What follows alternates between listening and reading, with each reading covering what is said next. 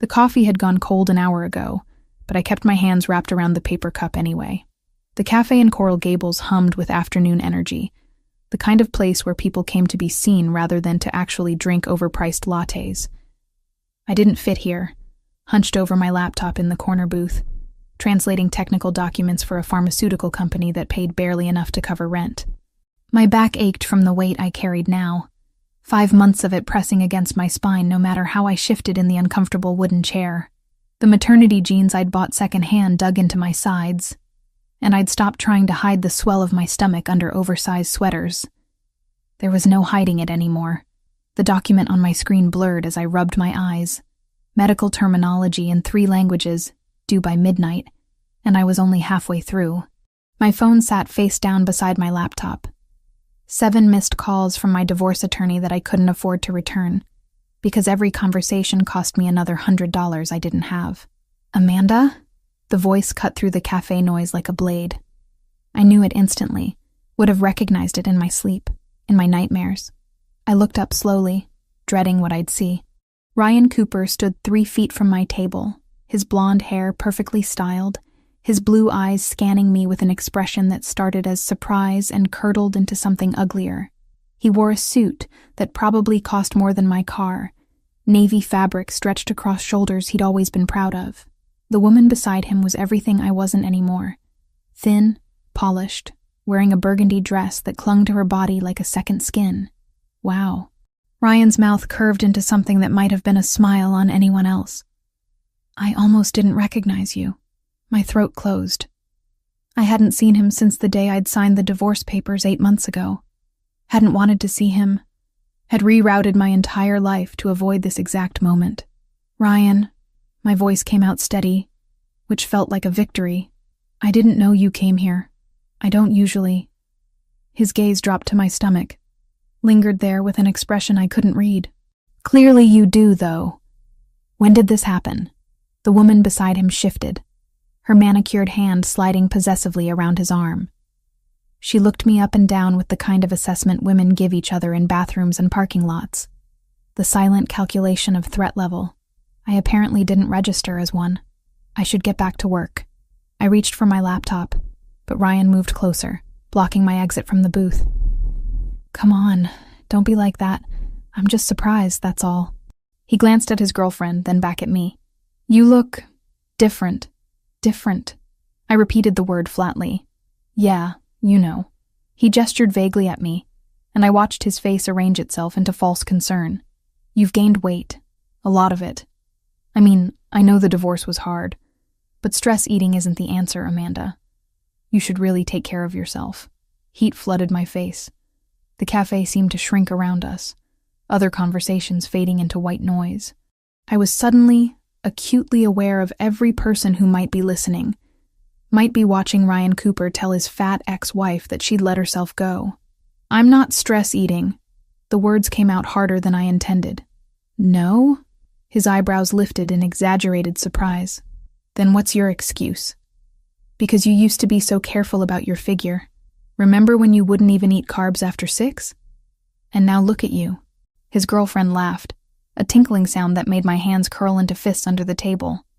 Ryan, leave her alone. Maybe she's just happy now. Happy. Ryan snorted. Is that what we're calling it? I tried to stand, but he didn't move, his body blocking the narrow space between the booth and the next table. My laptop bag was on the seat beside me, my phone just out of reach. The pregnancy made me slower, clumsier, and Ryan knew it.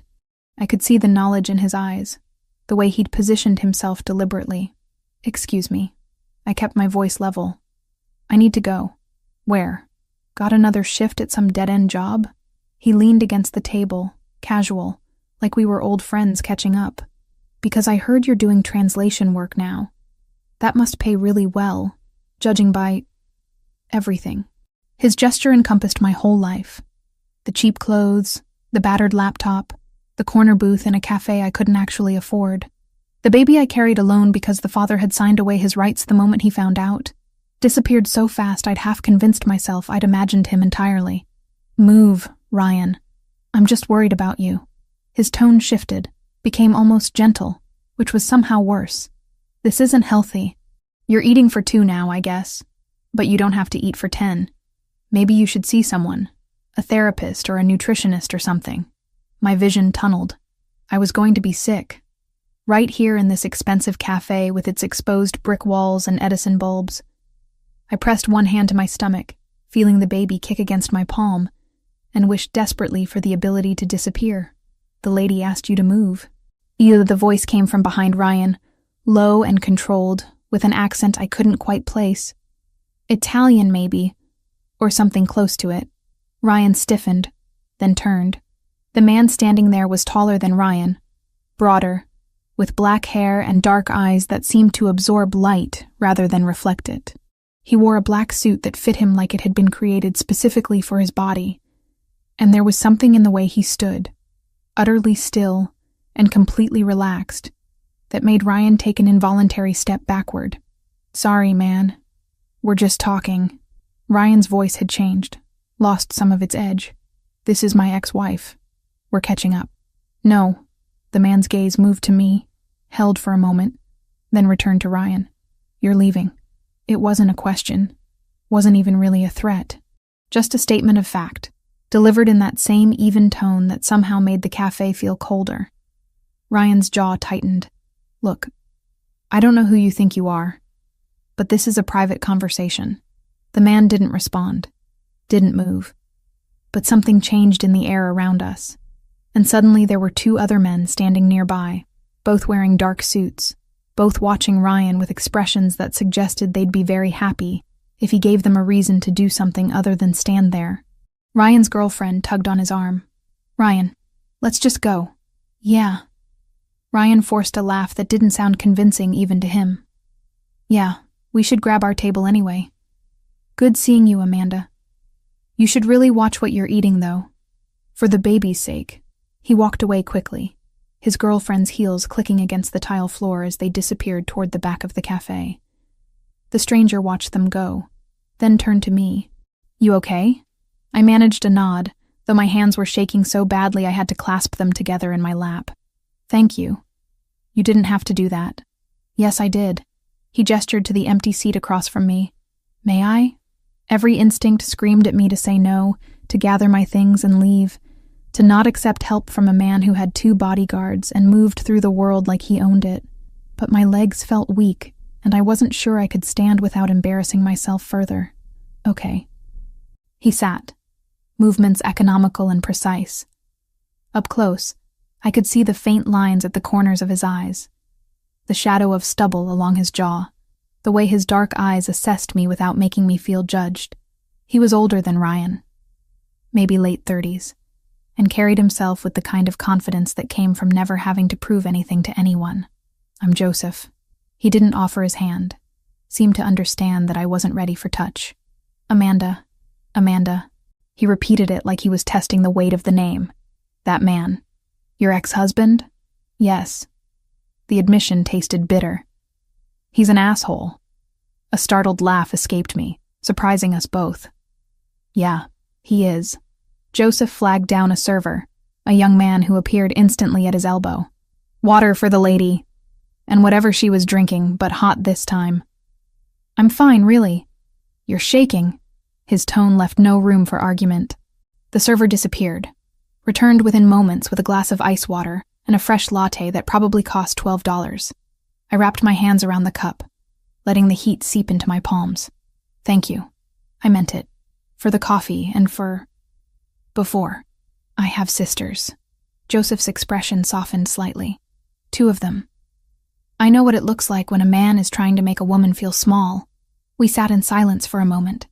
Around us, the cafe continued its afternoon rhythm, oblivious to the small drama that had just unfolded. Ryan and his girlfriend were seated at a table near the window, his back deliberately turned to us. Is he the father? Joseph asked quietly. No. The answer came quickly, reflexively. No. The father signed away his rights when he found out. He wanted nothing to do with this. I gestured at my stomach. The swell of life that Ryan had turned into something shameful, something worth mocking in a crowded cafe. Then he's a fool. The simple certainty in Joseph's voice made my throat tight. I took a sip of the latte, let the heat and sugar ground me back in my body. I should let you get back to your meeting. I nodded toward the table where his men still stood, watching. Thank you again. Where do you live? The question should have felt invasive. Instead, it felt practical. Like he was already planning something and just needed the details. Kendall, it's not far. Let me drive you home. That's not necessary. Maybe not. Joseph stood, pulling a card from his jacket pocket and placing it on the table between us. But I'm offering anyway. My car is outside. I looked at the card. Heavy cream stock, embossed with a name and phone number. No company, no title, just Joseph Rinaldi and 10 digits that felt like a lifeline I didn't know I needed. I drove here. My car is in the lot. Then one of my men will drive it to your apartment. He said it like it was already decided, like my protests were anticipated and dismissed before I could voice them. You shouldn't drive when you're this upset. He was right, though I hated admitting it. My hand still shook, and the thought of navigating Miami traffic while trying not to cry felt impossible. Okay. The word came out small. Thank you. Joseph's car was a black SUV parked directly in front of the cafe, hazard lights blinking like rules didn't apply to it. One of his men opened the back door for me, and I climbed in, sinking into leather seats that probably cost more than my entire car. Joseph slid in beside me, giving my address to the driver in that same controlled voice. The car pulled into traffic smoothly, and I watched Coral Gables slide past the tinted windows, everything looking softer through the darkened glass. Your ex-husband. Joseph's voice pulled my attention back. Does he bother you often? No. I haven't seen him since the divorce. I didn't even know he came to that cafe. But he knows where you live. The question sent ice down my spine. No. We sold the house. He doesn't know my new address. Good. Joseph settled back against the seat. Keep it that way. We rode in silence for a while. The driver navigated the streets with practiced ease, and I realized Joseph must make this trip often, must know these roads as well as I did. Maybe better. What do you do? I asked finally. For work, I mean. Import and export. I manage shipping contracts through the port. It sounded legitimate, normal even, but something in the way he said it, the careful neutrality of his tone, made me think there was more to it than that. And you? He turned the question back to me. Translation work? Freelance. Medical documents mostly. Technical manuals. Whatever pays. That sounds difficult. It is. I couldn't remember the last time someone had acknowledged that, had seen the work for what it was instead of treating it like something I did to pass the time. But I can do it from home, and the hours are flexible, which I'll need when the baby comes. When are you due? 4 months. June. Joseph nodded, processing this information with the same calm focus he seemed to apply to everything. The car pulled up outside my apartment building, a modest complex that had seen better decades. The driver parked smoothly, and Joseph's other man appeared with my laptop bag and purse, items I hadn't even remembered leaving at the cafe. Thank you. I took my things, clutching them like armor. Really, for everything. Joseph pulled out another card, identical to the first. If you need anything, if your ex shows up again, if you just need someone to call, use this number. I will. I probably wouldn't, but the gesture settled something in my chest. I mean it, Amanda. His dark eyes held mine. Any time, for any reason. I nodded, then climbed out of the car before I could do something stupid like cry. I made it to my apartment door before I heard the SUV pull away, before I let myself collapse against the cheap wood and finally let the tears come. The card stayed in my pocket, heavy as a promise I didn't know if I'd ever have the courage to keep. 3 weeks passed before I touched the card again. It had lived in my wallet, pressed between expired grocery store coupons and my driver's license, a secret I carried everywhere but never acknowledged. I'd convinced myself I wouldn't need it, that Ryan's appearance at the cafe had been an unfortunate coincidence. Nothing more. Then the envelope arrived. It was waiting for me when I got home from the grocery store, propped against my apartment door like a threat. Thick cream paper, expensive weight, the kind that lawyers used when they wanted you to know they meant business. My name printed across the front in serif font that probably cost extra. I set down my bags of generic pasta and wilting vegetables, hands already trembling as I tore open the seal. The letter inside was 3 pages long, dense with legal terminology I'd have to translate if it were in another language, but somehow struggled to comprehend in English. Ryan was contesting the divorce, claiming I'd hidden a pregnancy during the proceedings, that the child was his, that I'd committed fraud by not disclosing my condition. He wanted custody rights. He wanted child support. He wanted a DNA test administered immediately at a facility of his choosing. The words blurred together as I read through it once, twice, 3 times.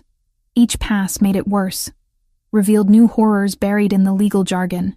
There was a court date already scheduled, a demand for financial records, threats of perjury charges if I'd knowingly lied about my pregnancy status during the divorce. I made it to the bathroom before I threw up, my knees hitting the tile hard as morning sickness combined with pure panic. The baby kicked against my ribs, probably sensing my distress, and I pressed one hand to my stomach while the other clutched the edge of the toilet. "It's okay," I whispered, though I had no idea if that was true. "We're going to be okay," but I didn't know how. The letter demanded a response within 14 days. It referenced lawyers I couldn't afford and procedures I didn't understand.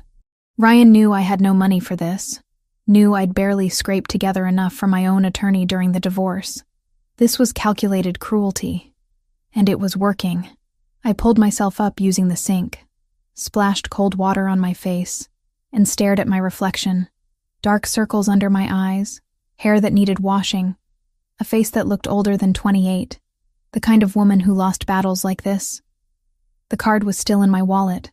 I pulled it out, turned it over in my hands, and wondered what kind of help a man like Joseph Rinaldi could actually provide. He'd said any time, for any reason. But surely he hadn't meant this. Hadn't meant getting involved in messy divorce drama and custody fights over a baby that wasn't even born yet. I made it until midnight before I called. The phone rang twice before his voice came through, clear and alert despite the late hour. "Amanda, I'm sorry." The words tumbled out. "I know it's late. I shouldn't have called. But I didn't know who else to ask, and I don't even know if you can help with this kind of thing. But the letter said 14 days. And I don't have money for a lawyer. And I'm scared he's actually going to take my baby even though it's not his. And I can prove it's not his. But proving things costs money I don't have, and—" "Stop." Joseph's voice cut through my spiral gently but firmly. "Take a breath." I did, pulling air into lungs that felt too tight. "Now tell me slowly. What letter?" So I did. Explained about the envelope, the legal demands, Ryan's claims that the baby was his and I'd hidden the pregnancy. My words came out steadier this time, though my hand still shook as I held the phone. Silence stretched after I finished, long enough that I thought maybe the call had dropped. Maybe he'd hung up and blocked my number, and I'd just destroyed the only connection I had to someone who might help. "Where are you right now?" Joseph asked finally. "Home. My apartment. Send me your address. I'm coming over." "No, that's not necessary. I just wanted to ask if you knew a lawyer who might—" "Amanda." He said my name like a full sentence. "Send me the address." 20 minutes later, there was a knock at my door. I'd used the time to throw on clothes that weren't pajamas and attempt to make my hair look less like a disaster, though the effort felt futile. Through the peephole, I saw Joseph standing in the hallway, still wearing what looked like the same style of dark suit, as if he either owned a dozen identical ones or had simply never gone home. I opened the door. He took in my apartment in one sweep, the second-hand furniture and peeling linoleum, the stack of translation work covering my kitchen table, the baby items I'd started collecting in careful piles near the closet. "Show me the letter." I handed it over, watching his face as he read. His expression gave nothing away, but his jaw tightened slightly when he reached the second page, and something dangerous flickered in his dark eyes at the third. "This is harassment." He set the letter down on my coffee table with careful precision. "Everything in here is designed to scare you into settling or giving up. It's working. That's why we're going to stop it." Joseph pulled out his phone, typed something quickly, then looked back at me. "I have lawyers. Good ones. They'll handle this. I can't afford—" "I'm not asking you to pay." He held up a hand before I could protest further. "Consider it a favor. That's too much. I can't accept that. Can you afford to fight this on your own? The question hung in the air between us. We both knew the answer. No, I admitted finally. But I can't just take charity from someone I barely know. Then don't think of it as charity. Joseph settled into my worn armchair like it was a throne, completely at ease despite the surroundings. Think of it as an exchange. I help you with this legal situation, and you help me with something else. What could I possibly help you with? Translation work. Legitimate contracts for my shipping business. I have documents that come through in 6 different languages, and I pay external services that charge triple what they should, and take twice as long. He gestured at the papers scattered across my table. You clearly know what you're doing. Work for me. I'll pay you properly, and in return, my lawyers make your ex-husband's nuisance lawsuit disappear. It felt too easy, too convenient, but desperation made people accept things they normally wouldn't, and I was desperate enough to drown. What kind of shipping business requires 6 languages? The international kind. Joseph's expression didn't change. Import and export through the port of Miami. We handle cargo from Europe, Asia, South America. The documentation alone is a nightmare. And it's all legal? The contracts you'd be translating? Yes, completely legitimate business. He pulled out another card. This one with a business address printed below his name. Come by the office tomorrow. Meet my attorney, review the contracts, decide if you're comfortable with the work. Why are you doing this? Joseph was quiet for a moment, his gaze moving to the baby items stacked near my closet. Then back to me. I told you I have sisters. 2 of them. My older sister, Sophia. She was 22 when she got pregnant. The father disappeared the moment she told him. She was terrified, had no money, no degree yet. Our mother had died the year before. And it was just us. He paused, and something raw crossed his face before he controlled it. I was 19, barely holding things together myself. But I watched her try to do everything alone. Watched her cry at night when she thought I couldn't hear. Watched her get smaller and scared and broken. I swore then that if I ever had the power to help someone in that situation, I would. The honesty in his voice made my throat tight. Is she okay? Your sister? She's a lawyer now. Runs half my business operations. Her son is 16. Plays basketball. Wants to be an engineer. A genuine smile touched Joseph's mouth briefly. She's more than okay. But she shouldn't have had to struggle like that. And neither should you. I looked at the letter on my coffee table, at the threat it represented, then back at Joseph, at this strange man who'd appeared in my life 3 weeks ago, and was now offering me a way out of drowning. Okay, I said. I'll come to your office tomorrow. Good. Joseph stood, pulled a business card from his jacket, and wrote something on the back before handing it to me. That's my personal cell, not the office line. If anything happens before tomorrow, if your ex shows up or contacts you, call me immediately. Thank you. The words felt insufficient for what he was offering. Really, I don't know how to repay this. Work hard, do good translations. That's payment enough. He moved toward the door, then paused. And Amanda? Stop thanking me. You're not asking for a handout. You're accepting help you deserve and agreeing to earn it. There's no shame in that. After he left, I sat on my couch holding both business cards, the official one and the one with his personal number scrawled on the back in neat handwriting. The letter from Ryan's lawyer still sat on my coffee table, but somehow it felt less threatening now, less like a death sentence and more like just another problem that had a solution. The baby kicked, a flutter of movement that was becoming more insistent as the weeks passed. I placed my hand over the spot, felt the small life I was carrying push back against my palm. We're going to be okay, I whispered again. This time, I almost believed it. The next morning, I dressed carefully in the one professional outfit I still owned from my old life, when I'd worked in an office and had business clothes and a 401k. The navy pants were tight around my waist now, and I had to leave the button undone beneath my flowing blouse, but at least I looked presentable. Joseph's office was in downtown Miami, a glass tower that reflected the morning sun and made me feel impossibly small as I approached. The lobby was all marble and modern art, the kind of space where my secondhand shoes seemed to echo too loudly. The elevator took me to the 15th floor. When the doors opened, a woman in her early 40s stood waiting, dark hair pulled back severely, wearing a charcoal suit that was both elegant and intimidating. "Amanda Wells?" She extended her hand. "I'm Sophia Rinaldi, Joseph's sister and the attorney who'll be handling your case." So this was the sister he'd mentioned, the one who'd struggled alone and come through stronger. I shook her hand, noticing the similarities between her and Joseph. The same dark eyes, the same controlled intensity. "Thank you for seeing me. Thank you for agreeing to work with us." Sophia gestured down the hallway. "Joseph's in a meeting, but he wanted me to review everything with you first. Shall we?" Her office was smaller than I'd expected, but perfectly organized. Windows overlooking Biscayne Bay. Case files stacked with military precision. She gestured me into a chair across from her desk and pulled out a yellow legal pad. "Walk me through everything, from the beginning." So I did. The marriage to Ryan, the emotional abuse that had taken me years to recognize as abuse, the divorce, the brief relationship afterward with a man whose name I'd barely remembered by the time the pregnancy test came back positive, his immediate disappearance when I told him, the papers he'd signed relinquishing all parental rights, witnessed and notarized and filed away in a drawer I tried not to think about.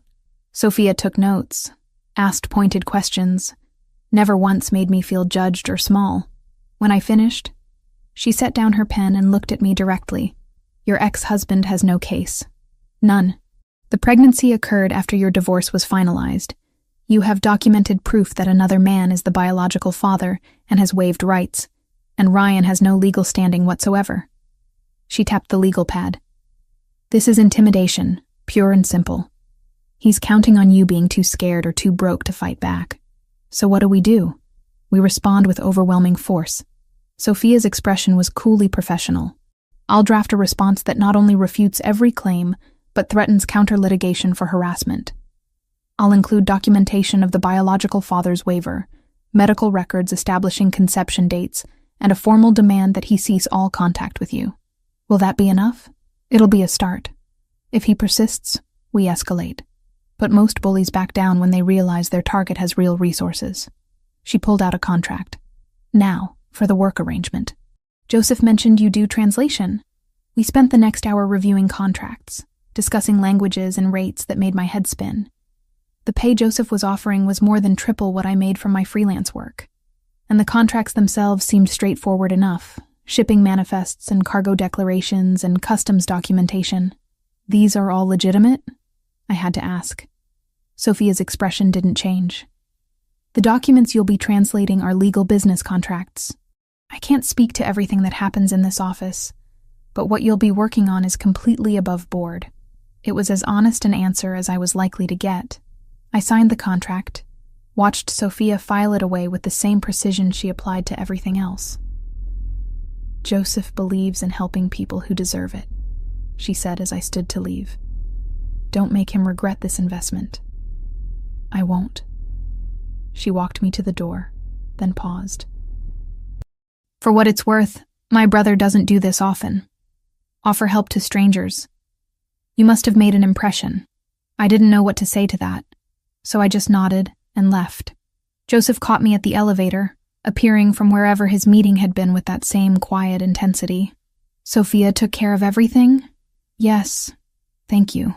For all of this. Stop thanking me." But he said it without heat. "You start Monday. Someone will email you the first batch of documents tonight." The elevator arrived, doors sliding open. I stepped inside, pressed the button for the lobby, and watched Joseph's face as the doors began to close. "Amanda," his hand shot out, stopping them. "One more thing. That card I gave you, with my personal number? I meant what I said. Anytime. For any reason."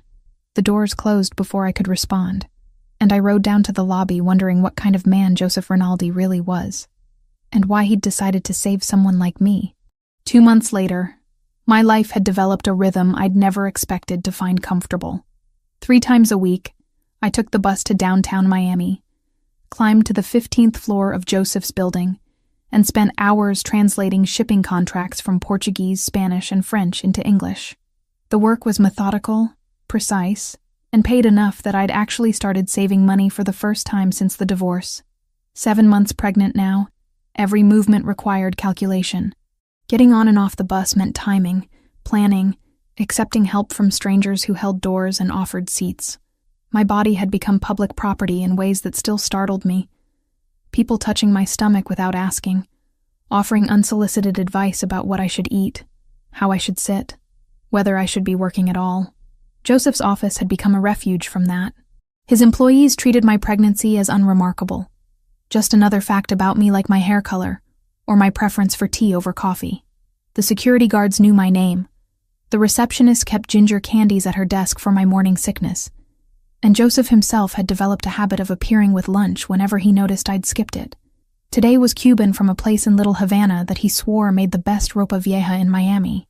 He set the containers on the small desk I'd claimed in a corner office, then settled into the chair across from me, without asking if I minded the company. "You're working too hard." He nodded at the stack of translated documents piling up beside my laptop. "I'm working the normal amount. You're the one who gave me all these contracts. Because you're good at it. Sophia says your translations are better than the service we used before, and you finish faster." He opened his own lunch, the smell of beef and peppers filling the small space. "But you should take breaks. You're allowed to take breaks." "I take breaks. You eat lunch at your desk while translating. That doesn't count." I closed my laptop with exaggerated patience. "Fine. I'm taking a break." Happy? Thrilled. But he was smiling slightly, that rare expression that softened his face and made him look younger than his 36 years. We ate in comfortable silence. Over the past 2 months, I'd learned that Joseph didn't require constant conversation, was content to simply exist in the same space without filling it with meaningless words. It was one of the things I'd come to appreciate about him. This ease with quiet. "Have you thought about names?" he asked eventually, nodding at my stomach where the baby was doing what felt like gymnastics against my ribs. "A few. Nothing definite yet." I pressed my hand to the spot where a tiny foot was pushing. "I keep changing my mind. My nephew, Sophia's son." She didn't name him until 3 days after he was born. Just called him the baby. Until she found something that fit. It was the most personal information Joseph had shared about his family beyond the basic facts I already knew. I'd learned to notice these small offerings. The way he'd occasionally drop details about his life like breadcrumbs I was meant to follow, but not examine too closely. "What's his name?" "Gabriel. He's 16 now, plays basketball, wants to study engineering." Pride colored his voice. "Smart kid. Reminds me of Sophia at that age, stubborn and certain about everything. She seems like she'd be certain about most things. She is. It's why she's such a good lawyer." Joseph finished his lunch, started collecting the empty containers. "Actually, she wants to meet you properly. Not as your attorney, but as my sister. She's been asking about you." Something nervous fluttered in my chest. "Why?" "Because I talk about you, apparently. Enough that she's noticed." He said it matter-of-factly, like this was normal information and not something that made my pulse quicken. "She's coming by the office this afternoon. If you're still here, maybe the 3 of us could have coffee. I should be finishing the Brazilian shipping contracts." "Amanda." He gave me a look. "Take the break." So 3 hours later, I found myself in Joseph's actual office, a massive space with floor-to-ceiling windows overlooking Biscayne Bay, sitting across from Sophia Rinaldi, while Joseph made espresso at a machine that probably cost more than my car. Sophia had softened since our first meeting, or maybe I'd just gotten better at reading her. She wore less formal clothes today, dark jeans and a cream blouse, her hair loose around her shoulders instead of pulled back severely. But her dark eyes still assessed me with that same intensity Joseph had, taking in details I wasn't sure I wanted noticed. "So," she accepted the espresso Joseph handed her. "You've been working here 2 months. How are you finding it?" "Good. The work is straightforward and everyone's been welcoming." "That's not what I asked." Sophia's directness was gentler than it might have been. "I asked how you're finding it. Being here. Working with my brother." I glanced at Joseph, who'd settled behind his desk with his own espresso, watching this interaction with what looked like amusement. "It's been helpful. More than helpful. I don't know where I'd be without the work or the legal help with Ryan. Speaking of which, your ex backed off completely after we sent our response." No further contact, no legal filings, nothing. Sophia pulled out her phone, scrolled through something.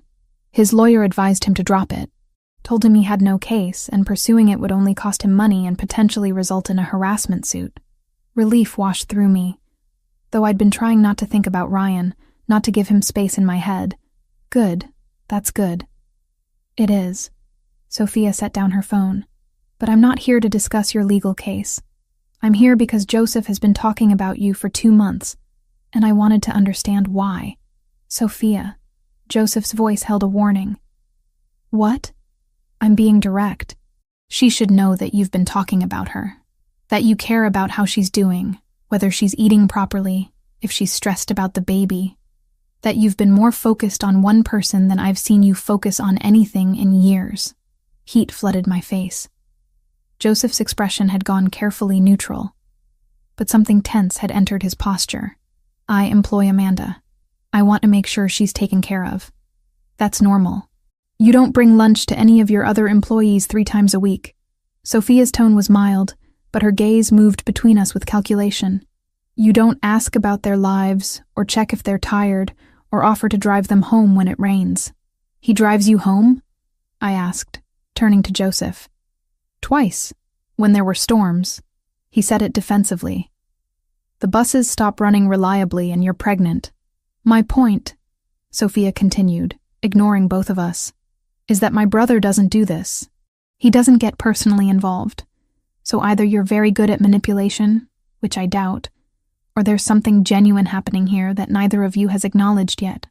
The silence that followed felt heavy. I could hear the espresso machine hissing in the background. Traffic sounds filtering up from 15 floors below.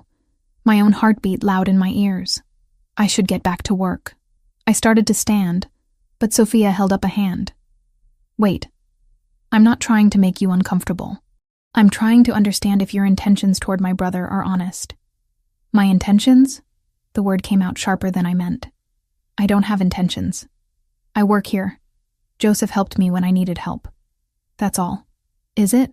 Sophia's gaze was steady. Because from where I'm sitting, you've been spending significant time with my brother, accepting his help, becoming part of his routine. And I need to know if you're doing that because you genuinely care or because it's convenient. Something hot and defensive rose in my chest. I care about Joseph, as a person who's been incredibly kind to me. But I'm not using him, if that's what you're implying. I'm working hard, translating everything you give me, trying to earn what he's providing. That's not an answer to my question. Sophia, that's enough.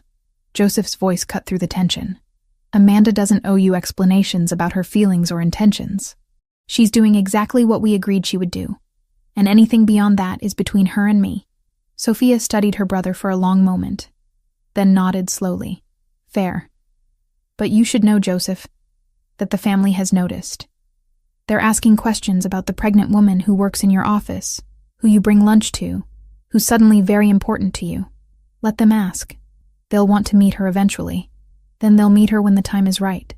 Joseph's tone left no room for argument. Sophia stood, smoothing her jeans. I'll leave you two alone. Amanda, it was good talking to you. Really. I apologize if I came on too strong. Protective sibling instinct. After she left, the office felt too quiet.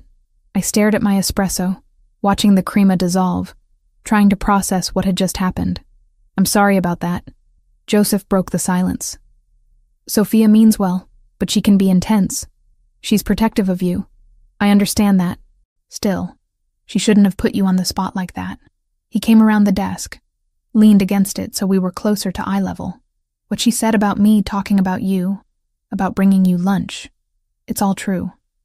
I do care about how you're doing. More than I probably should for someone who's just an employee. My heart was beating too fast. Joseph, I'm not asking for anything. He continued quietly. I'm just being honest. You've been through enough without me adding complications. But I want you to know that Sophia was right. You're not just an employee to me anymore. I should have said something safe. Something that maintained the careful distance we'd been keeping. Instead, I heard myself ask, then what am I? I don't know yet. His dark eyes held mine. But I'd like to find out. If you're interested. The baby chose that moment to kick hard enough that I gasped, pressing my hand to my stomach. Joseph's gaze dropped to where my hand rested, and something shifted in his expression. "Can I?" He gestured at my stomach. No one had asked permission before. They just touched. Assumed they had the right. The fact that Joseph asked made me nod before I'd fully thought through what I was agreeing to. His hand was warm through the fabric of my shirt, gentle as he placed it where the baby was moving. We stayed like that for a moment, his palm over my stomach, both of us feeling the small life I carried push back against the pressure. "That's incredible," he said softly. "It's weird." "That's what it is." But I was smiling. Feels like there's an alien in there sometimes. A very active alien. He pulled his hand back, but didn't step away. "Have you thought about what happens after? After the baby comes?" I try not to think too far ahead. It's overwhelming. You'll need help. Someone to watch the baby while you work, or time off to recover, or just someone to be there when things get hard. I'll figure it out. The words came automatically. The same response I'd given everyone who'd asked. You don't have to figure it out alone. Joseph's voice was steady, certain. That's what I'm trying to say. Whatever you need, whatever the baby needs, I want to help. Why? The question that had been building for 2 months finally escaped. Why do you care this much about someone you barely know? I told you about Sophia, about watching her struggle. That's part of it. He was quiet for a moment. But it's also you. The way you keep showing up, keep working hard, keep moving forward even when things are difficult. The way you didn't let your ex make you small, even when he tried. You're stronger than you think you are, Amanda. And I find that compelling. No one had ever called me compelling before. The word settled into my chest, warm and unexpected. I should get back to those Brazilian contracts, I said finally, because I didn't know what else to say, how to respond to this man who'd somehow become central to my life without either of us planning it. Take them home. Work tomorrow instead. Joseph moved back behind his desk, giving me space again. You've been here since 8 this morning. That's enough for today. I gathered my things, hyper-aware of his presence as I packed up my laptop. At the door, I paused, turned back. Joseph. What Sophia asked about my intentions. I do care about you. More than I probably should, too. His expression softened. Good. That makes this less complicated. Or more complicated. Maybe. But I've never been afraid of complicated. I left before I could say anything else. Anything that might push us past the careful line we'd been walking. But as I rode the elevator down to the lobby, I touched my stomach where his hand had rested, and wondered what it meant that I wanted him to touch me there again. Wanted him to be part of this in ways I hadn't let myself imagine before. The baby kicked in response, and I took it as agreement. The contraction hit while I was translating a Portuguese customs declaration, a sudden tightening across my abdomen that made me gasp and grip the edge of my desk. 8.5 months, still 2 weeks before my due date, and my body had apparently decided it was done waiting. I breathed through it, counting seconds the way the online videos had taught me, waiting for it to pass. When it did, I checked the time on my laptop. 10 in the morning. Joseph was in a meeting with potential shipping partners. Something about expanding routes to Argentina that Sophia had mentioned would take at least 2 hours. 20 minutes later, another contraction came. Stronger this time, sharp enough that I had to stand and pace the small office, one hand pressed to my lower back. This wasn't practice. This was real, and it was happening too fast. I pulled out my phone with shaking hands, pulled up Joseph's contact. He'd told me to call any time, but interrupting his meeting for this felt like overstepping some invisible boundary we'd been carefully maintaining for weeks. The third contraction made the decision for me. He answered on the first ring. Amanda? What's wrong? I think I'm in labor. My voice came out steadier than I felt. I'm sorry. I know you're in a meeting, but the contractions are getting closer, and I don't think I should take the bus to the hospital and... Stay where you are. I'm coming. The line went dead. I managed to gather my laptop and purse before the next contraction hit. This one strong enough that I had to lean against the desk and focus on breathing.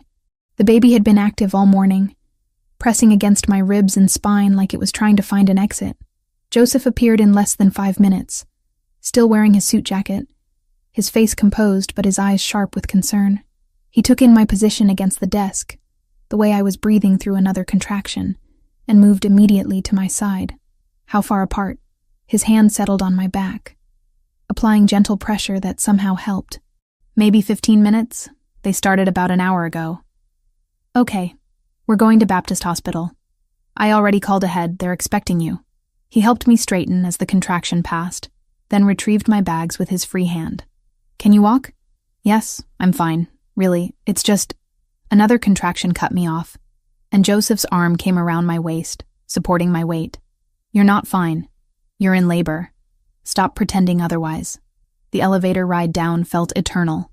Joseph kept one hand on my back, murmuring something in Italian that I didn't understand but found comforting anyway. His driver was waiting when we reached the lobby, the black SUV already running. Joseph helped me into the back seat, then slid in beside me. The driver pulled into traffic smoothly, but every bump in the road sent jolts of discomfort through my body. Another contraction came, stronger than the ones before, and I heard myself make a sound I didn't recognize. Breathe. Joseph's hand found mine, let me squeeze as hard as I needed. We're almost there. 5 more minutes. This is too early. I'm not ready. I don't have everything I need at home yet, and I haven't finished the nursery corner, and... Amanda. His voice cut through my spiral. None of that matters right now. Right now, you just need to focus on breathing and getting to the hospital. Everything else, we'll handle later. Baptist Hospital materialized through the window, all glass and concrete and promise of help. Joseph had the door open before we'd fully stopped, his arm around my waist again as he guided me toward the entrance. A nurse with a wheelchair was already waiting, clipboard in hand. Amanda Wells? She was efficient, professional, getting me into the chair without fuss. We have a room ready for you. When did contractions start? I tried to answer, but Joseph did it for me, relaying times and intervals with precision, while I focused on not screaming through another contraction. The hospital moved around us in a blur of hallways and automatic doors and concerned faces. Someone put a hospital gown in my hands. Someone else hooked monitors to my stomach. A doctor appeared, young and competent, explaining that premature labor at 36 weeks wasn't ideal, but also wasn't dangerous. That the baby would likely be fine, but might need some extra monitoring. Through all of it, Joseph stayed. He answered questions when I couldn't, held my hand when the contractions peaked, spoke to the medical staff with the same calm authority he brought to everything. When the doctor asked if he was the father, he didn't correct them, just said he was staying regardless. You don't have to. I managed between contractions. This wasn't part of our agreement. You've already done enough. Stop talking about agreements. He brushed damp hair from my forehead. I'm staying because I want to. Because you shouldn't do this alone. The labor progressed faster than anyone expected. 4 hours of increasing pain, of breathing techniques that stopped working, of nurses checking dilation and making encouraging sounds that felt condescending, until suddenly they weren't. Suddenly it was time to push, and there were more people in the room, and Joseph was beside me saying things I couldn't quite hear over the roaring in my ears. One more push, Amanda. You're almost there. I pushed, felt something give and shift, and then suddenly release. A cry filled the room, high-pitched and angry and perfect. The doctor held up a small, red-faced creature that was somehow mine. Somehow real. It's a boy. The nurse took him, began cleaning and wrapping while I lay back against the pillows. Exhausted beyond anything I'd known was possible. 6 pounds, 2 ounces. Small but healthy. Good lung capacity, clearly. They placed him on my chest moments later, this tiny person with dark hair and eyes that weren't quite focused yet, still adjusting to existence outside my body. He was warm and solid, and terrifying in his fragility. Hey, my voice came out cracked. Hey, you decided to come early, huh? The baby made a small sound. Not quite a cry, more like a complaint about the general state of things. I touched his tiny hand, watched his fingers curl reflexively around mine. When I looked up, Joseph was standing a few feet away, staring at the baby with an expression I'd never seen on his face before. Something raw and unguarded, like he was watching something miraculous happen, and didn't quite know how to process it. Do you want to hold him? I asked. Joseph moved closer slowly, like he was afraid sudden movement might break something. The nurse showed him how to support the head, how to cradle the small body against his chest. When she transferred the baby to his arms, Joseph's whole demeanor changed, became even more careful, more present. "He's so small." Joseph's voice was barely above a whisper. "He's actually good-sized for premature. The doctor said he'll probably be fine after a few days of monitoring." Joseph walked to the window, still holding the baby, looking down at the small face with the kind of focus usually reserved for business deals and shipping contracts. I watched them together. This man who'd somehow become central to my life and the baby I'd been preparing to raise alone, and felt something shift in my chest that I couldn't quite name. The nurse took the baby back eventually, said he needed to go to the NICU for observation, but that I could visit in a few hours. The room emptied gradually, leaving just me and Joseph in the sudden quiet. He pulled a chair close to the bed, sat down heavily. "You did incredible." I screamed a lot. "You gave birth. You're allowed to scream." He was quiet for a moment. "Have you thought about what you're going to name him?" "Daniel." The name had come to me sometime during labor, between contractions and panic. Daniel Wells. It means God is my judge in Hebrew. Seemed appropriate. Daniel. Joseph tested it. It suits him. We sat in comfortable silence, exhaustion pulling at both of us. Through the window, Miami sprawled in afternoon sunshine, oblivious to the small miracle that had just happened 15 floors up. "Amanda." Joseph's voice was serious. "I need to tell you something, and I need you to listen without interrupting." Anxiety tightened in my stomach. "Okay, I didn't plan this.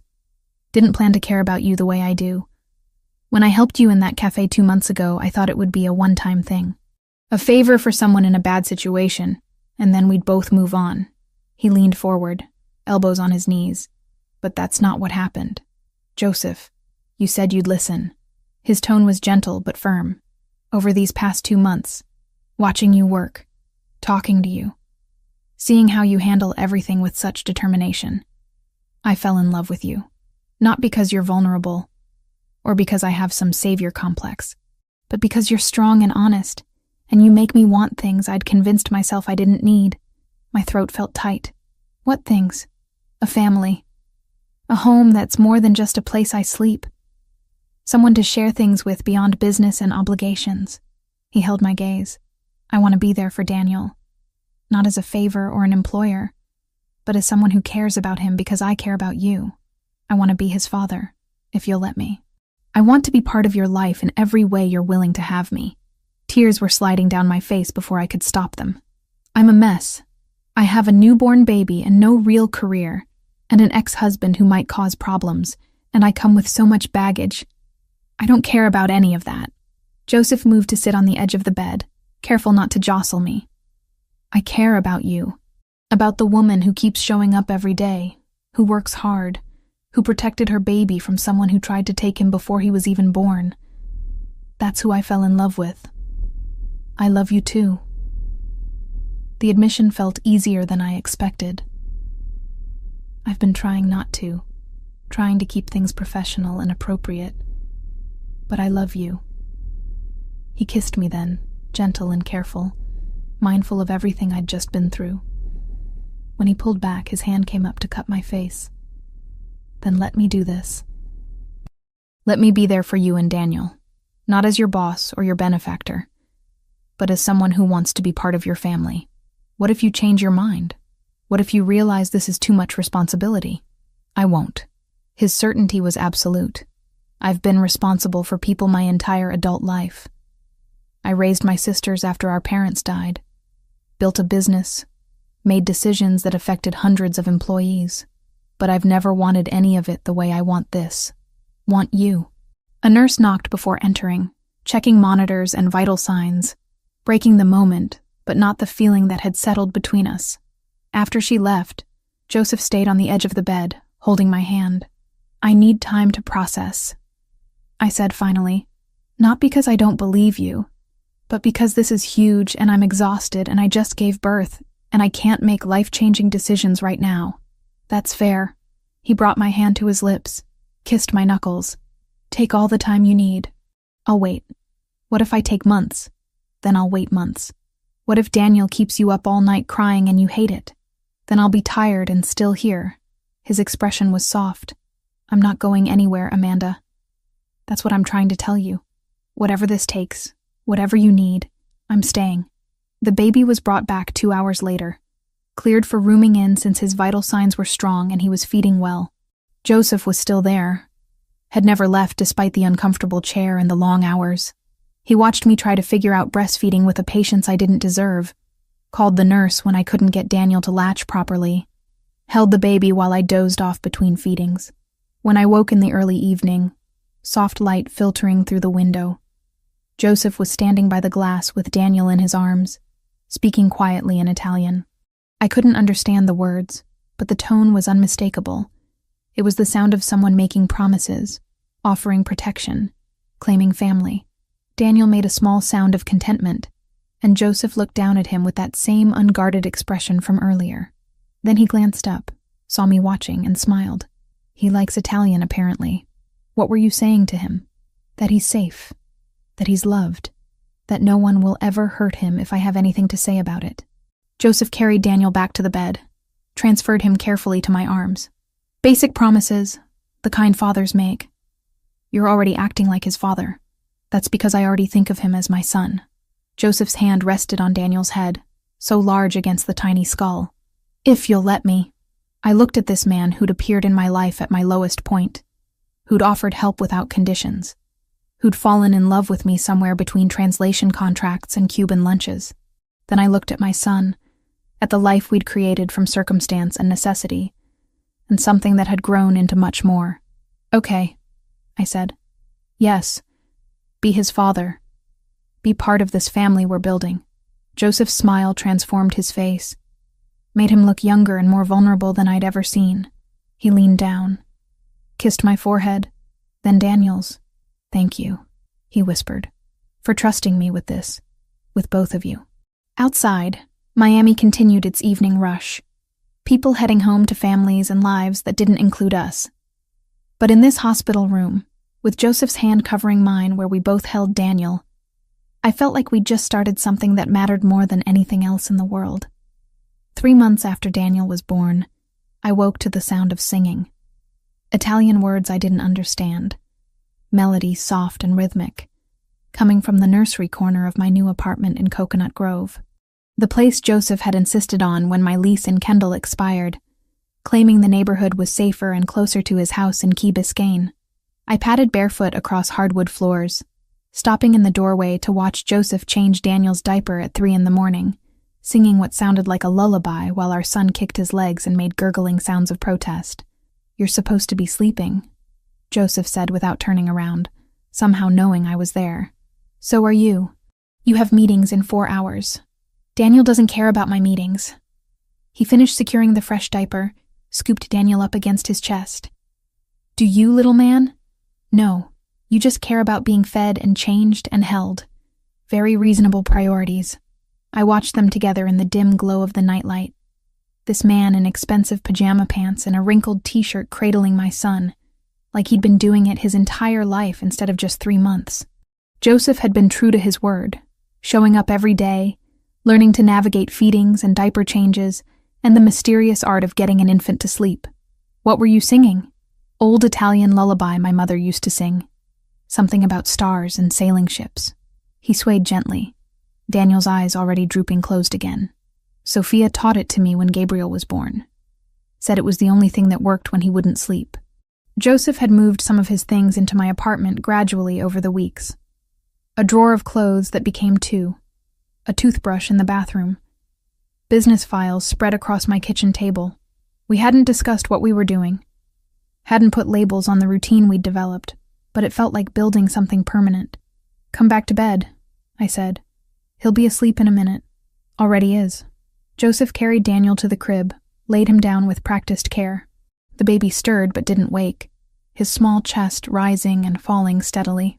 Back in bed, Joseph pulled me against his side, his warmth seeping into my perpetually cold feet. We'd shared a bed for 6 weeks now. Though we'd been careful about physical intimacy, both of us aware that I was still recovering and adjusting to motherhood. But this, The casual touching and sleeping intertwined felt more intimate than anything else. "Sophia wants to have dinner this weekend," Joseph said into the darkness. "Her, Gabriel, and my other sisters. They want to meet Daniel properly." Anxiety tightened in my chest. "All of them?" "Maria and Julia have been patient, but they're getting insistent. Maria especially. She has 3 kids, and apparently Daniel needs to meet his cousins." He felt my tension, his hand rubbing circles on my shoulder. "They're going to love you, I promise." "What if they don't? What if they think I'm taking advantage of you? Or that I trapped you with a baby that isn't even yours?" "Stop." Joseph shifted to face me, his features barely visible in the ambient light from the street. "First, Daniel is mine in every way that matters. Second, my family knows me well enough to know I don't get trapped into anything. If they think anything, it's that I'm lucky you gave me a chance. That's not how this works. You're the one who saved me. We saved each other." His thumb traced my cheekbone. "You gave me a reason to want something beyond business, to build a real life instead of just existing between deals and obligations." I kissed him then, slow and deep, feeling him respond immediately. His hand slid under my shirt, warm against my skin, and I pressed closer until he pulled back slightly. "Are you sure? The doctor said 6 weeks, and it's been 6. It's been long enough." I cut him off. "And I'm sure." What followed was careful and tender, Joseph treating me like something precious that might break, both of us learning each other's bodies in the quiet hours before dawn. When it was over, we stayed tangled together, breathing synchronized, and I felt the last walls I'd been maintaining around my heart crumble completely. "I love you," I whispered against his chest. "I love you too." His arms tightened around me. "Both of you. This family we're building." Daniel woke an hour later, hungry and insistent. Joseph brought him to me in bed, settled beside us while I fed the baby, his hand resting on Daniel's back. In moments like this, I could almost forget the complications of how we'd gotten here. Could pretend we were just a normal family waking up to face another day. The illusion shattered a week later. I was walking Daniel in his stroller through the parking lot of our apartment building, enjoying the slice of sunshine and cooler air that had finally broken Miami's relentless humidity. Joseph was at the office dealing with some shipping emergency, and I decided fresh air would help Daniel sleep better for his afternoon nap. The black sedan appeared too quickly, pulling in front of me and blocking my path. 2 men stepped out, both wearing dark suits that immediately marked them as dangerous. My hands tightened on the stroller handle, every maternal instinct screaming at me to run. "Amanda Wells." The taller one spoke with a thick Russian accent. "We just want to talk. I have nothing to say to you." I tried to move around them, but they shifted to block me. "Mr. Rinaldi has something that belongs to our employer. We thought perhaps his woman and child might encourage him to return it." Terror flooded through me, cold and sharp. These weren't random criminals. They knew who I was, who Joseph was, and they'd been watching long enough to know about Daniel. "I don't know what you're talking about." "Of course you don't." The second man smiled without warmth. "Come with us quietly, and the baby won't be frightened." I opened my mouth to scream, but before any sound came out, 3 SUVs materialized from different directions. Men poured out, all wearing the same dark suits, all moving with coordinated precision.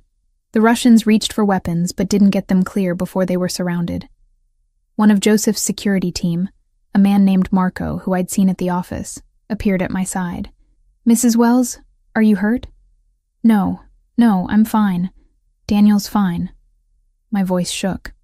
"What just happened?" "Mr. Rinaldi has protective surveillance on you and the baby. When these men approached, we were alerted. Marco was already guiding me toward one of the SUVs. We need to move you to a secure location now." Daniel started crying, disturbed by the tension and raised voices. I picked him up from the stroller, holding him against my chest while Marco helped us into the vehicle. Through the window, I watched the Russians being detained, hands secured behind their backs, while someone spoke urgently into a phone.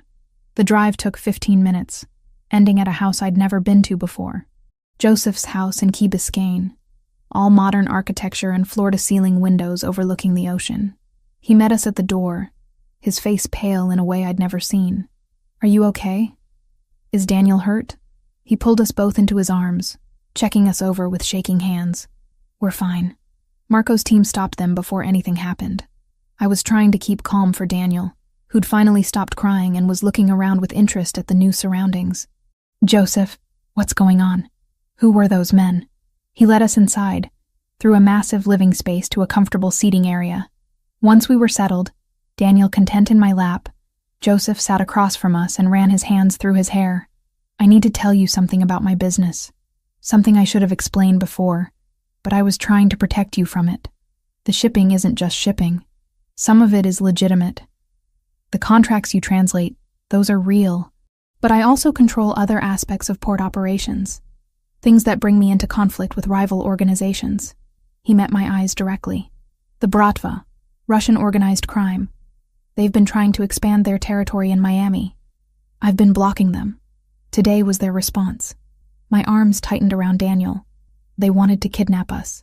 Yes, to use as leverage against me. Joseph's jaw clenched. I had security watching you, but I should have told you about the threat. Should have been honest about what being with me means. What does it mean? It means you're a target. You and Daniel both. He leaned forward, elbows on his knees. I'm going to negotiate with the other families.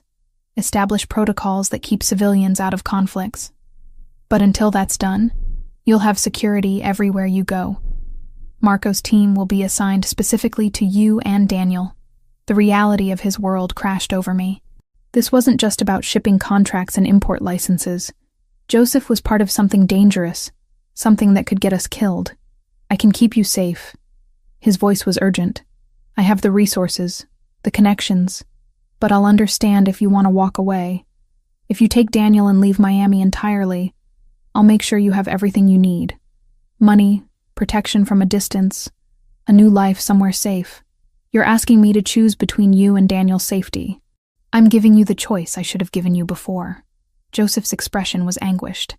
Before you fell in love with me. Before we built this family. I should have been honest about the risks. Daniel grabbed my finger, squeezed with his tiny hand. He was 3 months old, had no idea that his life had just become complicated in ways I'd never anticipated. I looked at Joseph, at this man who'd become everything to me, who'd made promises he clearly intended to keep, even if it cost him what he wanted most. Tell me about the negotiations. What would it take to make us safe? Restoring old protocols. Families used to have rules, kept conflicts between organizations and away from civilians. That broke down years ago, but the leadership remembers how it worked. If I can convince them to reinstate those rules, to make attacking families off limits, we'd have protection beyond just my resources. How long would that take? Weeks, maybe a month. I'd need to meet with the 5 major families, negotiate terms, get everyone to agree. He watched me carefully. It won't eliminate all danger. Being with me will always carry some risk. But it would be manageable risk, the kind you can live with. I thought about my apartment in Coconut Grove, about the life I'd been building with translation work and carefully saved money, about doing it alone, raising Daniel without Joseph, always looking over my shoulder for threats I didn't know how to identify. Then I thought about 3 a.m, Joseph singing Italian lullabies, about the way he looked at Daniel like he was the most important thing in the world, about falling asleep wrapped in his arms and waking up to a family I'd never expected to have. I'm not leaving. The words came out stronger than I felt, but I need you to be honest with me from now on, about threats, about your business, about everything. I can't protect Daniel if I don't know what we're facing. Relief washed over Joseph's face. I'll tell you everything. No more secrets. And I want to learn. Self-defense, situational awareness, whatever I need to know to keep him safe. I'll arrange it. Marco can train you, and we'll make sure you're never vulnerable again. Joseph moved to sit beside me, his hand covering mine where it rested on Daniel's back. Are you sure about this? Really sure? No. I'm terrified. I leaned against his shoulder, but I love you. And Daniel deserves to have you as his father, so we figure out how to make this work. Daniel chose that moment to spit up on my shirt, completely oblivious to the life-changing conversation happening around him. Joseph grabbed a burp cloth, helped me clean up, and the mundane normalcy of it made me laugh despite everything. Welcome to my world. Joseph said dryly. Where international crime negotiations happen between diaper changes. Sounds exhausting. It is. He kissed my temple. But it's worth it. Over the next week, Joseph was true to his word. He explained his operations in detail, the legitimate businesses that provided cover, the less legitimate activities that actually funded everything. He introduced me to his security team properly, had Marco start teaching me basic awareness skills, and he began the delicate work of negotiating with Miami's other major families. Sophia became a regular presence, helping me understand the politics of Joseph's world, while also somehow becoming my friend. She brought Gabriel one afternoon. Let him hold Daniel and teach me about managing life in this strange intersection of normal and dangerous. You're handling this better than I expected, Sophia said, while Gabriel cooed at Daniel on the floor. Most people run when they understand what being part of this family means. I considered it, I admitted. But Joseph's worth the risk. He thinks the same about you. Sophia's expression was warm. I've never seen my brother like this. Settled. Content. You're good for him. 2 weeks after the parking lot incident, Joseph came home late from a meeting with tired eyes but a satisfied expression. It's done. All 5 families agreed to restore civilian protection protocols. You and Daniel are off limits to rival organizations. Just like that? Not just like that. It took negotiating territory concessions and establishing new dispute resolution procedures. But yes, we have peace, at least regarding families. I pulled him down to the couch, let him hold both me and Daniel while I processed this. So we're safe now? Safer. There's always some risk in my world, but it's manageable now. Calculated. The kind of thing we can live with. He looked down at Daniel, who was drooling contentedly on his shirt. I want to make this official. Move in here properly. Merge our lives completely. We basically already live together. I want it to be real. Your name on documents. Daniel legally recognized as mine. A future we're building deliberately. Not just letting happen. His dark eyes held mine. What do you think? I thought about the apartment in Coconut Grove that had never quite felt like home. About this house with its ocean views and space for Daniel to grow. About Joseph singing Italian lullabies and changing diapers and negotiating with dangerous men to keep us safe. Okay? I said. Yes. Let's make it official. Daniel gurgled his approval, and Joseph laughed, the sound lighter than I'd heard from him in weeks. Outside, the ocean reflected sunset colors, and inside, we sat together like any family planning their future. The danger and complications just part of the landscape we'd learned to navigate. 6 months after the Russian incident, life had developed a rhythm that felt almost normal. Daniel was 9 months old now, crawling everywhere and pulling himself up on furniture with determined concentration. The house in Key Biscayne had become home in ways my old apartment never was, filled with baby toys and translation work spread across the dining table, and Joseph's presence in every room. I was working on a French shipping manifest when Joseph appeared in the doorway, leaning against the frame with his suit jacket off and his sleeves rolled up. He'd been in meetings all afternoon with potential partners from Barcelona, but the tension around his eyes suggested it hadn't gone well. Bad day? I saved my work and turned to face him. Complicated day. He crossed to where I sat, pressed a kiss to the top of my head. Where's Daniel? Napping, finally. He fought it for an hour. I caught his hand. Want to talk about the complicated part? Joseph settled into the chair beside me, fingers still laced with mine. The Barcelona deal fell through. My contact got nervous about working with me after the Russian situation. Said his investors don't want to be associated with someone who has that kind of heat. I'm sorry. It happens. The legitimate business side gets harder when the other aspects become public knowledge. He rubbed his free hand over his face. But it's frustrating when I'm trying to transition more operations into legal territory, and people won't give me the chance.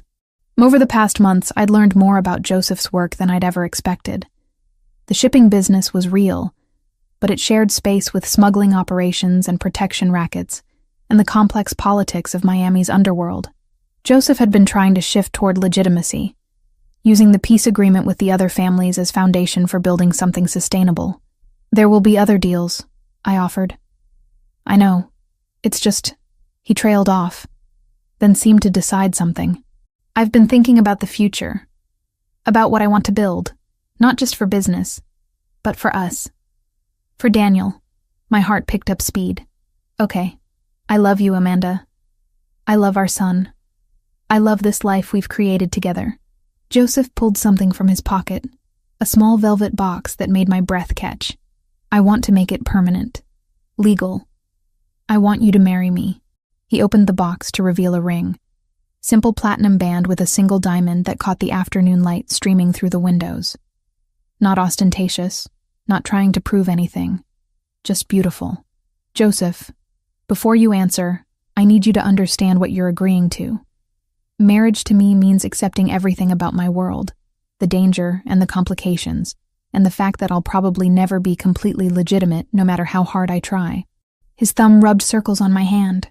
It means Sophia and Maria and Julia becoming your sisters officially, with all the interference that brings. It means raising Daniel in a world where security is always necessary, and normal families look at us differently. Are you trying to talk me out of saying yes? I'm making sure you know what you're choosing. His dark eyes were serious. Because once we do this, once we're married, you're part of the family in ways you can't undo. The other families will see you as my wife, which brings both protection and scrutiny. Your life will never be simple again. I thought about the past 7 months, about Joseph appearing in the hospital room at 3 a.m, because Daniel had a fever and I was scared, about him teaching me to shoot at a private range, insisting I know how to protect myself and our son, about the way he'd seamlessly integrated into every part of my life, from translation work to midnight feedings, never once making me feel like a burden. My life stopped being simple the moment Ryan mocked me in that cafe and you decided to help. I squeezed his hand. Everything since then has been complicated and scary and better than anything I had before. So yes, Joseph, I'll marry you. The relief and joy that crossed his face made him look younger, more vulnerable. He slipped the ring onto my finger, then pulled me into his lap and kissed me with the kind of intensity that still made my pulse race after all these months. Thank you, he murmured against my mouth, for trusting me with this.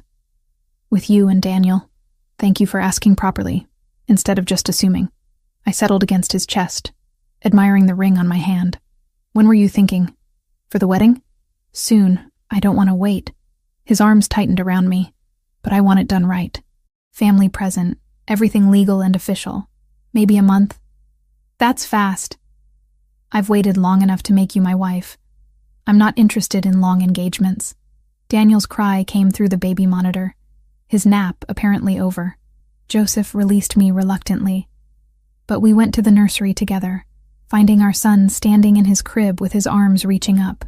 Hey, little man. Joseph scooped him up, and Daniel immediately grabbed at his face with sticky fingers. Want to hear some news? Your mom said yes. We're getting married. Daniel gurgled, more interested in trying to eat Joseph's watch than in family announcements. I leaned against the doorframe, watching them together and trying to reconcile this domestic scene with the reality of Joseph's world. We should tell your sisters, I said, before they find out some other way and get offended. Sophia probably already knows. She has an uncanny ability to figure things out before I tell her. But Joseph pulled out his phone anyway, texting with one hand while Daniel tried to grab it with both of his. The response came within seconds. Sophia's reply was simply, "Finally. Dinner at my place tomorrow. Everyone will be there." Tomorrow? I felt panic rising. That's not enough time to prepare. Prepare for what? They already love you. Joseph settled Daniel on his hip. Sophia wouldn't let me hear the end of it if I married someone she didn't approve of, and Maria's been asking when I'm going to make it official for months. But I should bring something, or dress appropriately, or... Amanda. He cut off my spiral. You're family already. Tomorrow is just the formal announcement. They're going to be happy, not judgmental. He was right, of course. The next evening at Sophia's house in Coral Gables, surrounded by his sisters and their families, the reaction to our engagement was enthusiastic support. Maria hugged me so hard I lost my breath, while Julia cried and immediately started planning wedding details I hadn't even considered yet. Sophia pulled me aside while the others cooed over Daniel and discussed catering options. You're good for him, she said without preamble. I wasn't sure at first. Thought maybe you were just in a bad situation and he was your way out. But watching you these past months, the way you handle his world without losing yourself in it, I understand why he loves you. Thank you. That means a lot. Don't thank me yet. But Sophia was smiling. Being part of this family is work. We're loud and opinionated, and we will absolutely interfere in your life. But we're also loyal, and we protect our own. You're one of us now. Gabriel, Sophia's 16-year-old son, appeared at my elbow. Can I hold Daniel again? He likes when I make faces at him. I handed over my son, watching Gabriel settle on the couch with practiced ease, making exaggerated expressions that had Daniel laughing his gurgling baby laugh. This was the family I was marrying into. Complicated and loud and full of love that showed itself through constant presence and fierce protection. Joseph found me later on the back patio, looking out at Sophia's carefully landscaped garden. Overwhelmed yet? Little bit? I leaned against his side. Your family is intense. That's a polite way of saying they're a lot. He wrapped an arm around my waist. But they mean well, and they're genuinely happy about us. I can tell. Maria's already trying to plan a bridal shower. Let her. It'll make her happy, and you'll end up with ridiculous gifts that somehow become essential. Joseph's tone was fond. That's how this family works. We involve ourselves in everything. Inside, I could hear someone arguing about whether the wedding should be in a church or outdoors, voices rising with passionate opinions. Daniel's laugh punctuated the debate, reminding me that all of this, the chaos and the love and the complicated politics, was for him, to give him a family that would surround him with protection and acceptance. Months had slipped by in a blur of night feedings, cautious laughter, and the strange steadiness that came from surviving together. Daniel was getting close to his first birthday now, sturdier, louder, more curious every day. And sometimes I caught myself thinking we might actually be okay. I'm pregnant. The words escaped before I'd fully processed them. Joseph went very still. What? I took a test this morning. I was going to wait to tell you, make it special somehow, but I turned to face him. We're having another baby. I'm about 6 weeks along. The joy that transformed his face was immediate and complete. He pulled me close, one hand coming to rest on my still flat stomach. Another baby. When? July, probably.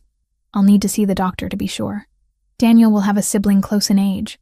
Joseph's voice was thick with emotion. That's good. They'll grow up together. Are you happy?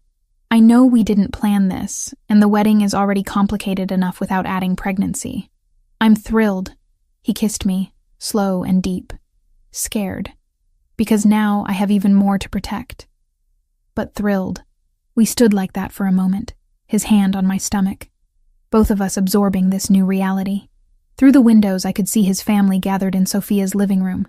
Gabriel still holding Daniel, Maria and Julia gesturing animatedly about something. This would be our child's family too. This loud, loving, complicated group. We should tell them, Joseph said finally. Now? I just told you 5 minutes ago. They're all here. Might as well share the news while we have everyone together. His expression was mischievous. Plus, it'll derail the wedding planning arguments, which I find exhausting. Back inside, Joseph cleared his throat for attention. The room quieted gradually, everyone turning to look at us with expectant faces. We have more news. He kept his arm around my waist. Amanda's pregnant. You're all getting another niece or nephew in July. The room erupted. Maria actually shrieked. Sophia's eyes went wide with surprise and delight, and Julia immediately started crying again. Gabriel looked confused about why everyone was so excited, but joined in the congratulations anyway. 2 babies under 3 years old. Sophia shook her head but was smiling. You're going to be exhausted. We're already exhausted, I pointed out.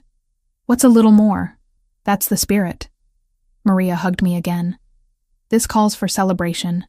Non-alcoholic for you, obviously. But the rest of us can toast. The evening dissolved into planning and celebration, Joseph's family already incorporating this new member into their expectations and excitement. I watched them pass Daniel around, saw how naturally they included him in every conversation, and felt the last of my reservations about marrying into this family ease. Later, after we'd returned home and put Daniel to bed, Joseph and I lay in the darkness of our bedroom. His hand rested on my stomach, though there was nothing to feel yet, except the knowledge that something was growing there. "Thank you," he said quietly. "For getting pregnant? I'm pretty sure you participated in that. For choosing this. For choosing me in this complicated life. For giving Daniel siblings and making a family with me."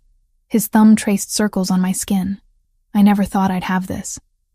Never let myself want it because my world seemed too dangerous for this kind of happiness. It is dangerous, but it's also ours." I covered his hand with mine. "We'll figure out how to keep them safe. Both of them. All of you." Joseph shifted to hover over me, his weight on his elbows. "You, Daniel, this new baby, and any other children we decide to have. That's my job now. Keeping all of you safe and happy. That's a big job. I've handled bigger." But his expression was serious. "I love you, Amanda. More than I thought I was capable of loving anyone. You know that, right?" "I know." I pulled him down for a kiss. "I love you too. Even when you're being dramatic about protecting us from threats that haven't even materialized yet. Someone has to worry. You're too busy being practical and handling everything with grace. One of us has to be." I ran my fingers through his hair. "Now stop talking and come here." He did. And for a while there was nothing but us and the life we were building together. Complicated and dangerous and absolutely worth every risk. Outside, Miami's night sounds filtered through the windows, and in the next room, Daniel slept peacefully, protected by more security than most people could imagine, and more love than any child could need. This was our life now. Imperfect, sometimes scary, but ours. And I wouldn't trade it for any amount of simple safety. 2 weeks after the engagement dinner, I stood in front of the full-length mirror in our bedroom, smoothing down the ivory silk dress that Sophia had helped me choose. Simple, elegant, with enough room in the bodice to accommodate the early pregnancy that only Joseph and his family knew about. My hair was loose, the way Joseph preferred it, with small white flowers tucked into the waves. "You look beautiful." Sophia appeared in the doorway, already dressed in a deep plum gown. "Ready?" Nervous. I turned from the mirror. "Is that normal?" Completely normal. I cried through my entire wedding to Gabriel's father, and we divorced 3 years later. She crossed the room, adjusted one of the flowers in my hair. "But this is different. Joseph loves you in a way I've never seen him love anyone. You're doing the right thing." The ceremony was planned for the back garden of the Key Biscayne house, overlooking the ocean. Small and intimate, just Joseph's sisters and their families, a few trusted business associates, and Marco's security team positioned discreetly around the perimeter. Nothing elaborate. Nothing that would draw attention we didn't want. Maria appeared with Daniel, who was dressed in a tiny suit that made him look impossibly grown up for 9 months old. He reached for me immediately, and I took him carefully, mindful of my dress. "Your son has been charming everyone," Maria said. "Gabriel's been watching him while we got ready. He's good with babies. He gets it from you." I kissed Daniel's forehead. "Thanks for handling him while I was getting dressed." "That's what aunts are for." Maria's expression turned serious. "Amanda, I know this world is scary sometimes. The things Joseph does, the dangers that come with being part of this family. But you should know that we protect our own absolutely. You and Daniel and this new baby, you're ours now. Nothing will hurt you while we're here." The certainty in her voice reminded me of Joseph. That same absolute conviction that family was worth any cost. Julia knocked on the doorframe. "It's time." Joseph's getting impatient downstairs. The walk down to the garden felt surreal. Sophia carried Daniel while I held a small bouquet of white roses, my hand shaking slightly as we approached the setup overlooking the water. Joseph stood under a simple arch decorated with more flowers, wearing a dark suit that made his eyes look almost black in the afternoon light. When he saw me, everything else faded. The guests, the security team, the elaborate setup. None of it mattered except the way he was looking at me like I was the only thing in the world worth seeing. The ceremony itself was brief. Traditional vows with a few personal additions. Joseph's voice steady as he promised to love and protect me and our children for the rest of his life. When it came time for my vows, I had to pause to steady my voice. "I promise to love you even when you're overprotective." To trust you with my life and our children's lives. To build this family with you, whatever that takes. I squeezed his hands. You saved me when I needed saving, and now I choose you every day. The officiant pronounced us married, and Joseph kissed me with enough intensity that someone in the audience whistled. Daniel, in Sophia's arms, made a complaining sound about being ignored, which made everyone laugh. The reception was casual, tables set up on the patio with Cuban food from Joseph's favorite restaurant, and a small cake that Maria had somehow managed to organize despite the short timeline. I moved through it in a daze, accepting congratulations and trying to eat something despite my stomach being nervous. Joseph found me by the railing overlooking the ocean, brought me a glass of sparkling water since I couldn't have champagne. You okay? You've been quiet. Just overwhelmed. Good overwhelmed. I leaned against his side. We're actually married now. We are. You're stuck with me officially. He wrapped his arm around my waist, his hand settling naturally over where our second child was growing. No backing out now. Wouldn't dream of it. We stayed like that for a moment, watching the sun start to sink toward the horizon, turning the water gold and orange. Behind us, I could hear his family laughing. Daniel's gurgling voice as Gabriel entertained him, the normal sounds of people who loved each other being together. I need to go to a meeting tonight. Joseph's voice was apologetic. The Russians want to renegotiate part of our agreement. It shouldn't take long, maybe 2 hours, but I need to be there. Tonight? On our wedding night? I know. I'm sorry. But this is important. And if I don't show it, looks like weakness. He turned me to face him. Stay here with security. Marco's team will be around, and my sisters are staying for dinner. I'll be back before Daniel's bedtime.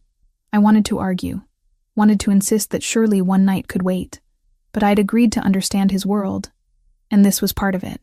Business didn't stop for weddings or convenience. Okay, but you owe me. I'll make it up to you. He kissed me thoroughly. I promise. Joseph left an hour later, taking most of his security detail with him. Marco stayed behind with 2 other men, positioned around the property. Sophia and Maria were in the kitchen helping to clean up, their kids scattered through the house in various stages of sugar crash from wedding cake. I was changing Daniel's diaper in the nursery when I heard it. Glass breaking downstairs, then shouting. My heart stopped. Every maternal instinct screaming danger. I scooped Daniel up, held him against my chest, and moved to the door. Marco's voice came from the hallway, urgent but controlled. Mrs. Rinaldi, stay in the nursery. Lock the door. What's happening? Intruder. We're handling it. His footsteps were already moving away, down the stairs toward the commotion. I locked the door with shaking hands, backed away with Daniel, who was starting to fuss, sensing my fear. Through the floor, I could hear more shouting, furniture scraping, then a voice that made my blood run cold. Where is she? Where's Amanda? Ryan. He'd found me. Somehow, despite everything, he'd found where we lived, and decided tonight was the night to force a confrontation. I pulled out my phone, texted Joseph with trembling fingers. Ryan's here. Broke in. Security dealing with it. Then I set Daniel in his crib, away from the door, and looked around for anything I could use as a weapon.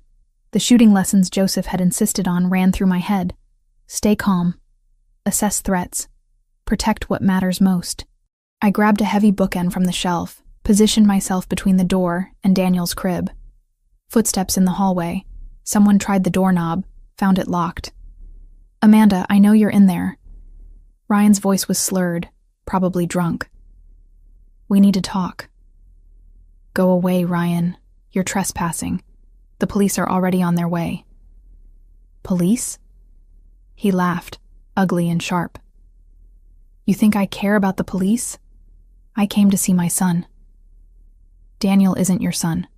We've been through this. You stole him from me. Stole my life, my wife, everything. Ran off with some rich criminal and act like you're better than me now. The doorknob rattled violently. I heard wood splintering, but the door held. Joseph had insisted on reinforced doors throughout the house, and I'd thought it was paranoid. Now, I was grateful. Ryan, stop. You're drunk, and you're making this worse. Just leave and we can forget this happened. Forget. Another impact against the door. You ruined my life, and you want me to forget? Below, I could hear Marco shouting orders, more footsteps thundering up the stairs. But Ryan was right outside the door, and he was determined. I set down the bookend, pulled out my phone again. If he got through the door, I needed evidence. Needed something that would put him away permanently. Ryan. I kept my voice steady, louder than necessary so the phone would pick it up. Why are you here? What do you want? I want what you took from me. The door shuddered under another impact. I want my son and my wife back. I was never yours to take. And Daniel was never yours to claim. I moved closer to the door, making sure every word was clear. You abused me for 3 years. Told me I was worthless. That no one would ever want me. Then you showed up in that cafe and mocked me for being pregnant with someone else's baby. You lost any right to my life when you chose to be cruel. I wasn't cruel. I was honest.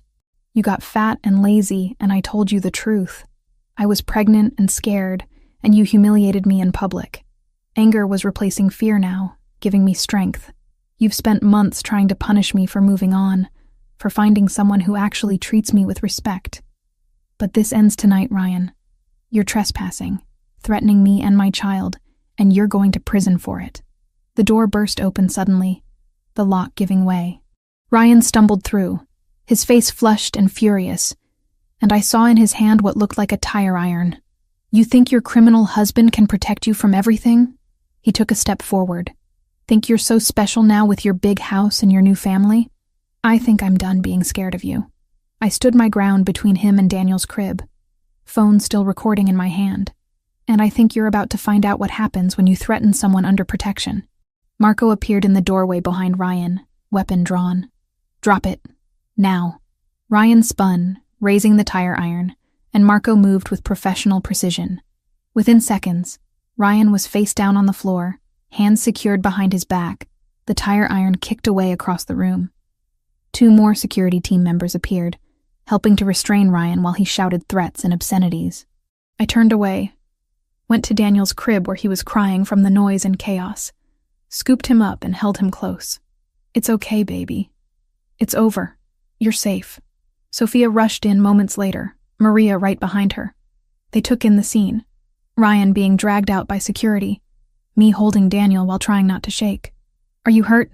Sophia's hands were on me, checking for injuries. Did he touch you? No. I locked the door, and he couldn't get through until Marco got here. I showed her the phone, still recording. I got everything.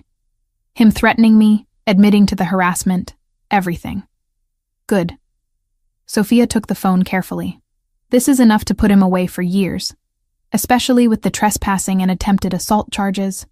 Police sirens wailed in the distance, getting closer. Marco had already called them, had Ryan contained outside until they arrived. I sank into the rocking chair, still holding Daniel, trying to process what had just happened.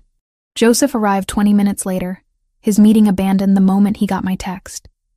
He took the stairs 3 at a time, burst into the nursery where Sophia and Maria had stayed with me, his face pale and furious. Are you okay? Is Daniel hurt? He pulled us both into his arms, checking us over with shaking hands. We're fine. Marco and his team handled it. Ryan's being arrested downstairs. I should have been here. Joseph's voice was rough. Should never have left you alone tonight. You left me with security and your sisters, and I handled it. I pulled back to look at him. I wasn't the scared woman from that cafe anymore, Joseph. I protected our son, and I got evidence that will keep Ryan away permanently. I did it. Pride and relief warred in his expression. You did. You were incredible. He kissed my forehead, then Daniel's. But I'm never leaving you alone again. Not for meetings, not for anything. That's not sustainable, and you know it. I don't care. He held us tighter. You're too important, both of you. The police took statements, collected the phone recording as evidence, and took Ryan away in handcuffs. He was charged with breaking and entering, trespassing, attempted assault, and violation of the restraining order that Joseph's lawyers had secured months ago. With the recording and witnesses, the prosecutor promised he'd see significant prison time. Later, after everyone had left, and Daniel was finally asleep, Despite the evening's chaos, Joseph and I lay in bed in the darkness. "Some wedding night," I said. Not what I'd planned. His hand found mine under the covers. "But you were right earlier. You're not who you were when this started. You're stronger, capable. You protected our son when I wasn't here. I learned from the best." I shifted closer. Plus, I was really angry. Angry that he thought he could still intimidate me, that he crashed our wedding day, that he threatened Daniel. The anger made me brave. "Remind me never to make you angry." "Too late. You left our wedding for a meeting." "I did. And I'll spend the rest of our lives making that up to you." He rolled to face me, his hand settling on my stomach. "All three of you. Speaking of which, your daughter has been making me nauseous all day. I couldn't eat half the wedding food." "My daughter?" His voice held amusement. "I'm calling it. This one's a girl, and she's going to be just as stubborn as you. God help us all." But he was smiling. "A daughter. That would be perfect." We fell asleep like that, tangled together. The chaos of the evening fading into just another story we'd tell our children someday about the night everything changed. 9 months later, I woke to gentle sunlight streaming through the windows and the sound of Joseph singing Italian lullabies in the nursery. Our daughter, Lucia, had been born 3 days ago, a week past her due date, and determined to make an entrance on her own schedule. I padded down the hallway, found Joseph holding her against his bare chest while Daniel played with blocks at his feet. Our son was nearly 2 now, talking in broken sentences and completely fascinated by his baby sister. "Baby," Daniel announced, pointing up at Lucia. "My baby. That's right. Your sister." Joseph looked up as I entered, his expression soft.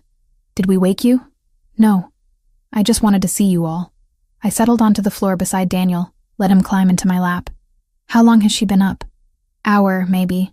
She's hungry, but I wanted to let you sleep." He transferred Lucia carefully into my arms, helped me position her to feed. "You needed rest. This was our life now."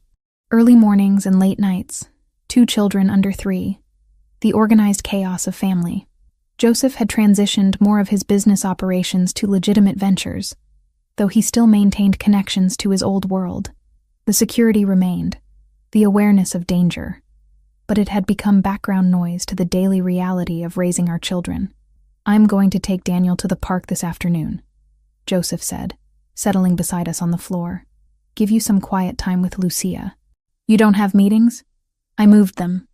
Family comes first." He said it like it was obvious, like the past 9 months hadn't been him gradually restructuring his entire life around being present for us. A knock on the doorframe revealed Sophia, holding coffee and a bag from our favorite bakery.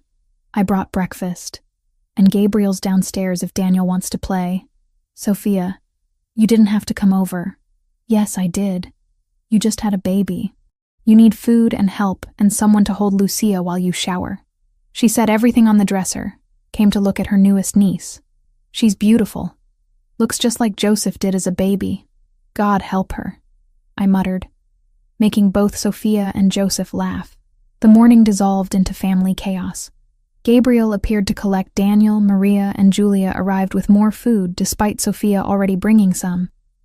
And suddenly our quiet morning was full of voices and laughter, and people who loved us. I retreated to the nursery with Lucia after her feeding, needing a moment of quiet. Through the window, I could see the ocean stretching to the horizon, the same view I'd had on our wedding day 9 months ago. My phone buzzed with a news alert. Local headlines, nothing important. But one item caught my attention. Ryan Cooper had been released from prison after serving 8 months. Good behavior, apparently, and overcrowding had led to early release. I should have felt something. Fear, anger, anxiety about him being free. Instead, I felt nothing. He was just a name now, someone from a past life that no longer had power over me. Joseph appeared in the doorway, reading my expression. "What's wrong?" "Ryan got out of prison. I just saw the alert." I showed him the phone. He took it, read the headline, then set it aside. "Do you want additional security? I can have Marco assign someone to watch for him." "No." The answer surprised us both. "No, I don't think that's necessary. He knows what happens if he comes near us again, and I'm not going to live in fear of someone who doesn't matter anymore." Joseph studied me for a long moment, then nodded. Okay, but if that changes, if you feel unsafe at all, tell me. I will. I looked down at Lucia, sleeping peacefully in my arms, but I don't think it will. I have too much to protect now to waste energy being scared of Ryan. Later that afternoon, I was walking with Lucia in the stroller through the park near our house when I saw him. Ryan, standing by a bus stop, looking thinner and older than I remembered.